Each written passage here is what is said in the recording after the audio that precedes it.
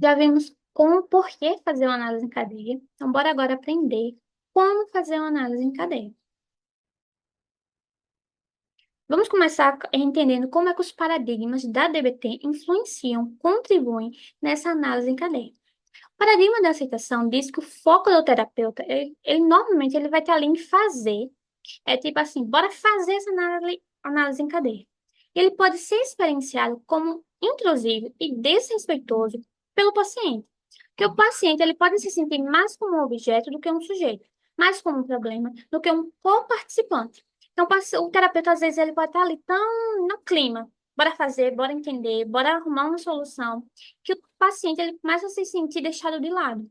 Então, aqui, quando o terapeuta perceber que se afastou, que ele deixou o ser para o fazer, o terapeuta ele pode retornar através de um exercício de mindfulness. Pode ser uma questão de respiração, de estar sentado na cadeira, de se perceber ali presente, de prestar atenção ao que o paciente está falando. E sempre que está ali, é percebendo que está se afastando novamente, faz esse exercício e volta novamente para ser e não fazer.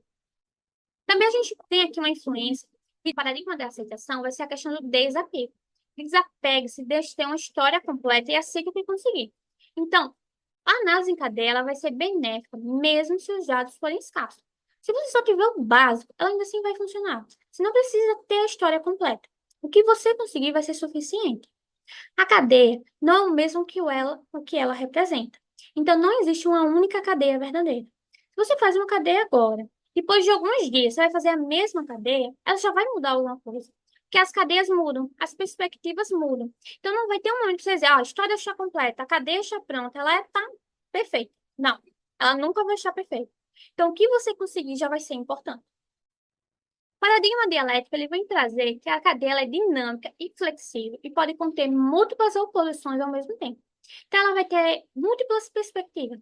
Perspectiva sua, do paciente, de um terceiro, de um médico. Ela vai ser interdependente e transacional. Então, vai ser ali sempre uma questão de influência. Como é que uma coisa está influenciando o outro? Nada vai acontecer no vácuo, puro. Mantenha a mente aberta, sempre ciente de que estamos perdendo algo, prontos para perguntar sobre detalhes.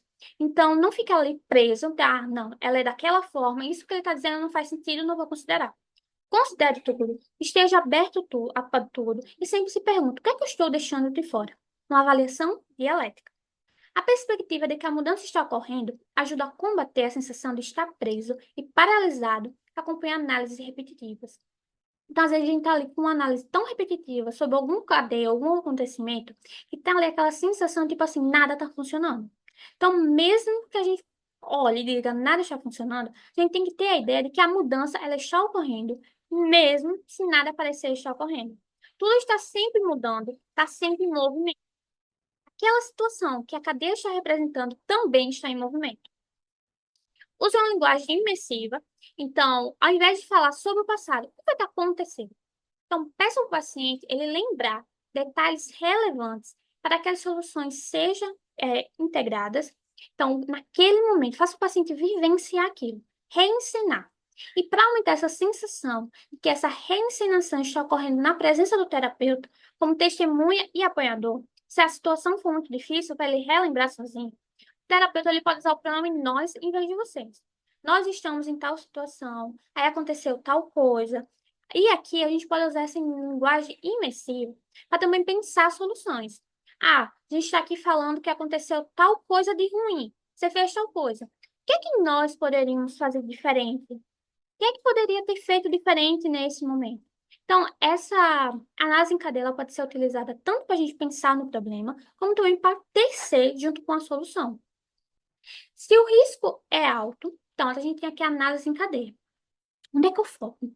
Com tanto elemento de fatores de vulnerabilidade, comportamento problemático, onde é que eu foco? Onde é que é o mais importante? Então, se o risco é alto e a repetição do comportamento parece iminente, a gente vai se concentrar aqui no final da cadeia. Vai pensar que fatores promovem esse comportamento de alto risco e encontra solução para ele. Relembrando aqui a hierarquia de comportamentos disfuncionais, que é o estágio 1 da DBT. Comportamentos que ameaçam a vida, comportamentos que perturbam a terapia, comportamentos que ameaçam a qualidade de vida e déficit de habilidade. Considere essa hierarquia. Tem o primeiro, bora focar nele, bora focar nesse comportamento problemático. E é que a gente avalia tanto o que está promovendo, facilitando esse comportamento ocorrer, como uma questão de soluções. De que forma ele poderia colocar aqui em prática habilidades de tolerância ao mal-estar e um manejo de contingência, modificar essa relação de se acontecer qual coisa, então eu faço tal coisa. E se não há essa questão de iminência e gravidade, avalie onde há mais dados. Certo, o comportamento não é assim, vamos dizer assim, altamente problemático. Então, onde é que eu tenho mais dados? Porque onde eu tiver mais dados, vai ser mais fácil para mim intervir. Se não tiver essa questão de dados, peço que o paciente fabrique, considerando normalmente o que acontece, o que costuma acontecer. O que é que você acha que aconteceu aqui? Porque ele vai ter ali uma experiência.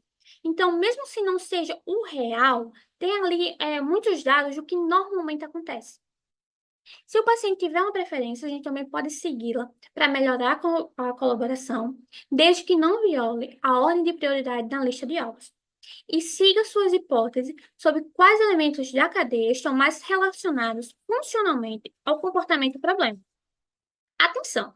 Se o paciente apresenta um grau tão alto de sensibilidade e reatividade emocional durante a realização da análise em cadeia do comportamento, que é quase impossível chamar sua atenção para detalhes, hipóteses e solução, faça o que se pode. Então, se o paciente está tão emocionalmente vulnerável, tão reativo, que a análise em cadeia não está funcionando, faça o que pode com o que você tem e coloque isso como uma oportunidade para fazer uso de habilidades de regulação emocional, mindfulness e tolerância ao mal-estar. Fazer do limão uma limonada. E é isso, gente. E agora a gente vai ficar para o dia 9 do 11, nosso encontro ao vivo, online, com estudo de caso real. Então, estudem e a gente se vê lá.